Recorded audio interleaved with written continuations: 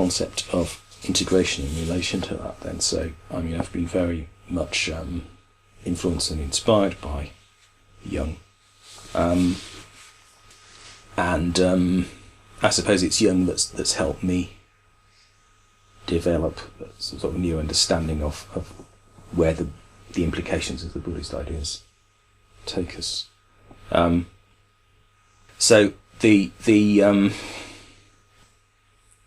if the ego forms our projection of reality, it forms an idea of where we are and what we want, and the ego is also essential for us. It's essential for our operation as an organism, as remaining alive, and so on. Yeah? That creates obviously a power and difficulty, doesn't it? Which I think is equivalent to the wheel of life that we started with. You know? So the idea that we're stuck on the wheel of life and we're dominated by craving. You know, that's another way of representing the idea that we're dominated by the ego and need the ego. So what do we do about this? Well, one approach is to a traditional religious approach is to try and destroy the ego. I mean, that seems to me to be a deeply contradictory thing to try and do, because what you're trying to explode, though, you're trying to destroy the ground beneath your feet, really, or you're sitting on a branch and sawing at it when you do so, it's also going to be a deluded thing, because what is it that's going to destroy the ego and to want to destroy the ego? Well, it's the ego. So actually the ego's just shifted a bit, and it's identified another bit of itself and said, oh, well, that's the ego, let's get rid of that one, and got rid of it. But actually the ego's still there. It's the ego that wants to destroy the ego. So you haven't got rid of the ego at all. You've still got it. Mm-hmm. But by all means, leave this to later. I'm cautious about interrupting and breaking the flow. But when you talked about delusion of ego up here, I'm just wondering if you can just say a little bit more about that and what you've just said in terms of you can't get rid of the ego. There's an assumption that the ego is a delusion at some level, or just that the ego generates delusion, or perspectives. Is there a distinction worth making there? Well, yeah. So do you mean that part of the illusion would be this idea that we can destroy the ego? Is that what you're getting at there? I'm just picking up on the bullet point here that says delusion of ego only very vaguely aligned with individual interests. So earlier on we were talking about... Oh, I see, right. Well, I think that will be the case whatever the ego is identifying with. So this idea of destroying the ego might be partial. It might just be the ego's identifications with something external, or you decided is wrong. So supposing, I know you're prone to adulterous affairs or something like this, you're saying, well, I won't. I'm not going to do this anymore. I'm going to destroy this lust or whatever it is. Then, and you do this by turning yourself into a eunuch or a lust or whatever, taking pills or whatever the attempt is. Yeah, but and that's obviously going to be part of the delusion, isn't it? That it's still the ego which is doing that. Is that getting what you were asking about? I'm not sure, but don't worry about it just now, because I'm you can come back to it. Yeah. Thank you. Okay. Anyway, so we can't destroy the ego. There's also another traditional solution is to sort of climb out of the ego, or to leap out of the ego. I mean, the idea of leaping out of the ego is something you find in Kierkegaard, the great Danish existentialist philosopher of the 19th century, who talked about the leap of faith. So the idea that you can't have reasons for believing in God and sort of taking refuge in God. You have to just take a leap and for no reason. And the whole point is there's no reason. And then you get to somewhere different. Which, I can see the attractions of that if one feels desperate about the fact that one can't get out of the constrictions of the ego. But again, it seems deluded to me, because obviously who's making the leap, and where are we going to land? Well, somewhere else in ego land, I suspect. And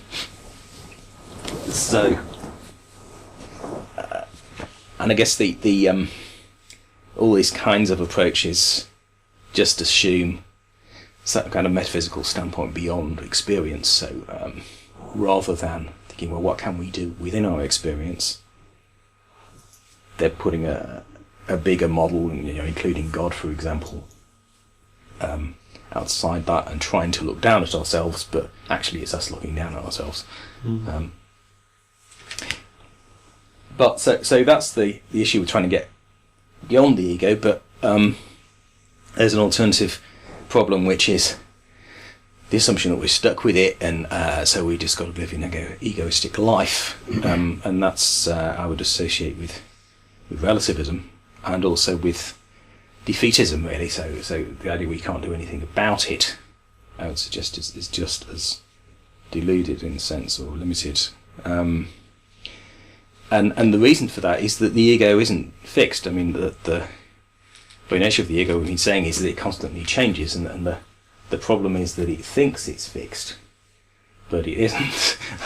So it's constantly changing its identifications, and the fact that it's constantly changing is what gives us the opportunity of changing. So that's what enables incremental change, incremental progress. So that's why I think incrementality and continuity is crucial, because if you're trying to take a leap, a discontinuous leap, where you're suddenly somewhere else, well, you're probably back where the ego started, in a sense. But if you move gradually, you can shift those desires in some way. And the process involved there is much more to do with, not with getting beyond desire, but with integrating desires, so with bringing desires together that would otherwise conflict. So integrating the desires of the ego with other desires. So that, I think, is the crucial insight which I get from Jung, which is that's the kind of goal which is more appropriate for us. So I think you've got two desires that conflict with each other. Let's say a desire to smoke and a desire to give up smoking, for a simple example. Yeah. Then, so you can't just kill one desire with the other or whatever. But you can recruit the energy which is given to one desire to work together with the other one for a goal, an integrated goal, a goal which both of them can join in with. Mm. Now to illustrate this process and how it works, I think the parable of the two donkeys is really useful. So I'll have a little illustration here.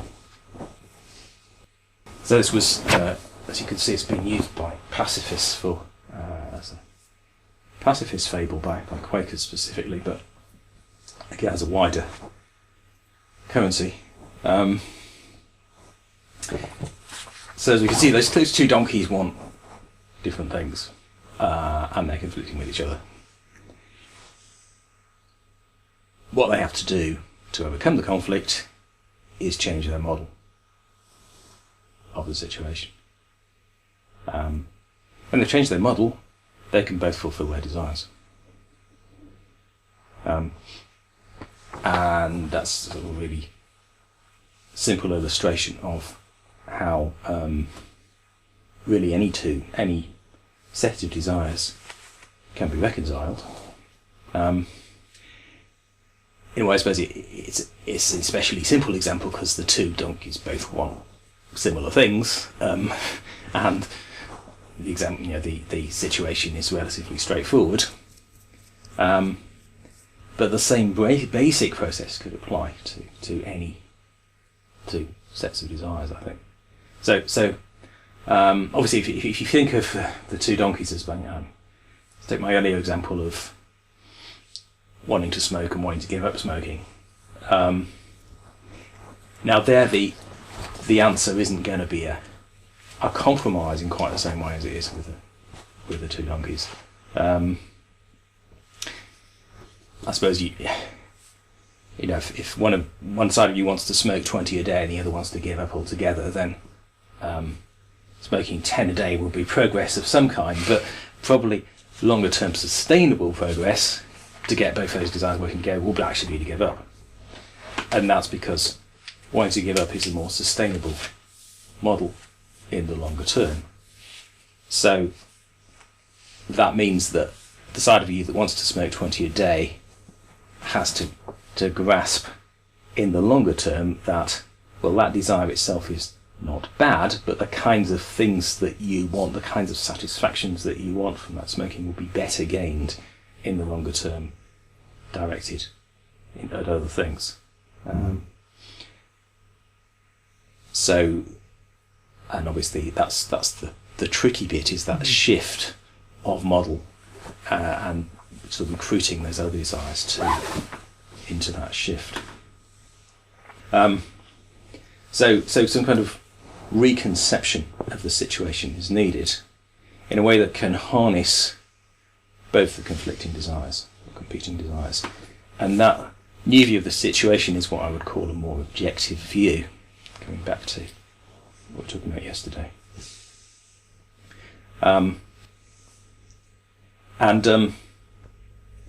This also links in just briefly with concept of metaphysics, I think. So if you think about the situation of those two donkeys, each of those has to start with, they have a fixed view of the situation, and they remain conflicting as long as they have this inadequate view that, I'm a donkey which wants this pile of hay. So it's that fixity of view in each case which causes the conflict, and that view which is inadequate to the situation.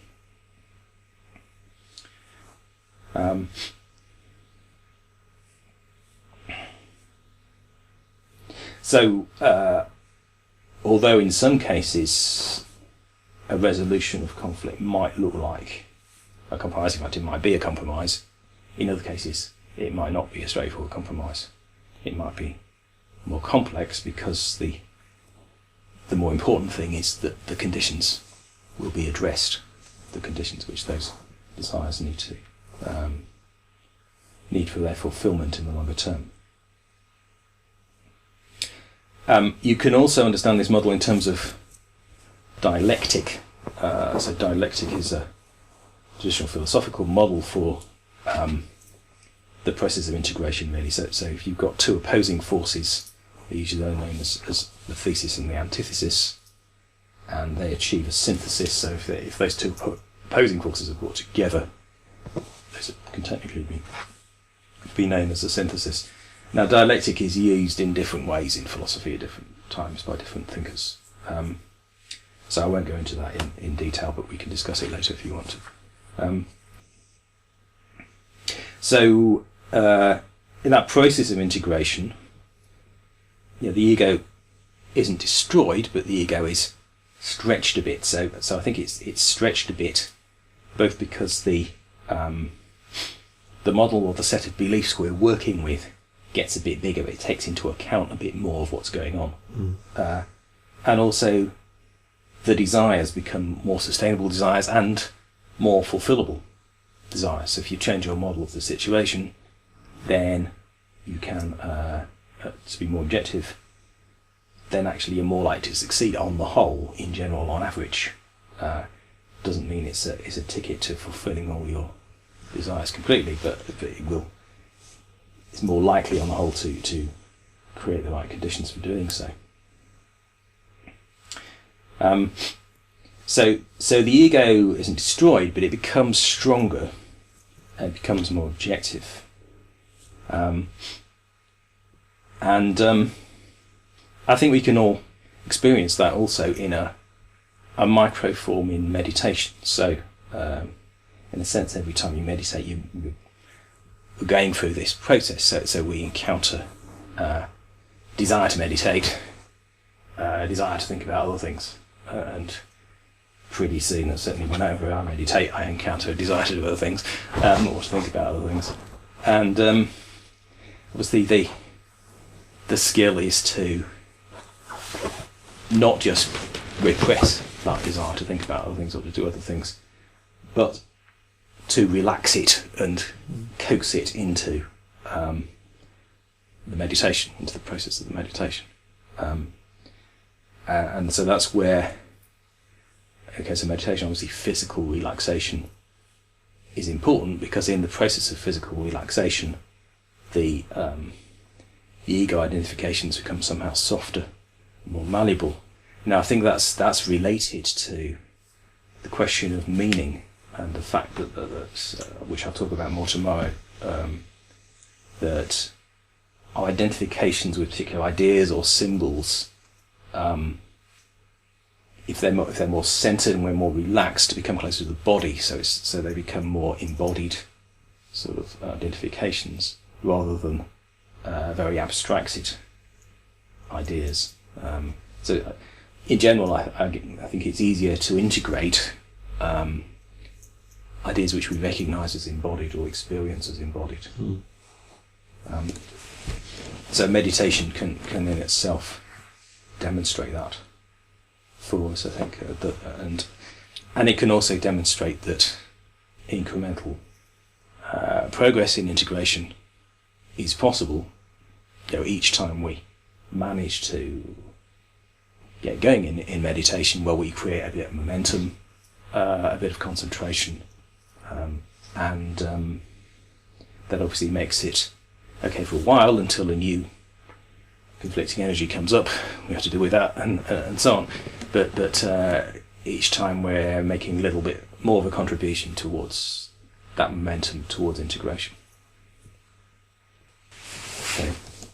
So would this be a good point to stop for a break, perhaps? And we can go on to the brain after that.